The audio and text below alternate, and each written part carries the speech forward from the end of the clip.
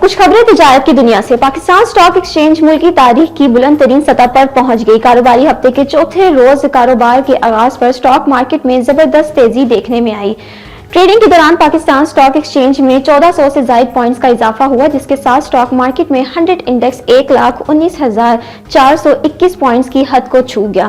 واضح رہے کہ گزشتہ کاروباری دن کے اختتام پر اسٹاک مارکیٹ میں انڈیکس 972 پوائنٹس کے اضافے کے ساتھ 1,17,974 پوائنٹس کی سطح پر بند ہوا تھا۔ عالمی بینک نے پاکستان کے لیے 10 کروڑ 20 لاکھ ڈالرز قرض کی منظوری دے دی۔ عالمی بینک کے مطابق یہ رقم موسمیاتی تبدیلی سے متاثرہ غریب کاشتکاروں کے لیے ہوگی۔ اس رقم سے موسمیاتی تبدیلی سے متاثرہ افراد کو چھوٹے قرضے دیے جائیں گے۔ اس حوالے سے جاری ہونے والے اعلامیے کے مطابق اس رقم کا مقصد موسمیاتی تبدیلیوں سے متاثرہ افراد کی آمدن بڑھانا ہے۔ یہ رقم عالمی بینک کے 10 سالہ کنٹری پارٹنرشپ پروگرام کا حصہ ہے۔ اعلامیے کے مطابق منصوبہ چھوٹے کاروباری اور دیہی علاقوں میں مالیاتی شمولیت بڑھانے میں مدد دے گا۔ قرض کی رقم مائکرو کریڈٹ اور مائکرو فائنانس کے استعمال سے ہو سکے گی۔ قرض کی رقم سے 18,90,000 افراد مستفید ہو سکیں گے۔ سیکرٹری کامرس نے ڈی جی ٹی او کا فیصلہ معطل کر کے چیمبر آف کامرس کو بحال کر دیا۔ ڈی جی ٹی او نے کارپوریٹ کلاس اور ایسوسی ایشن کلاس کی ووٹنگ لسٹ الگ کر کے الیکشن نہ کروانے کے خلاف سی سی آئی کے خلاف ایکشن لیا تھا، جس کے بعد موجودہ عہدیداران نے چیمبر چھوڑ دیا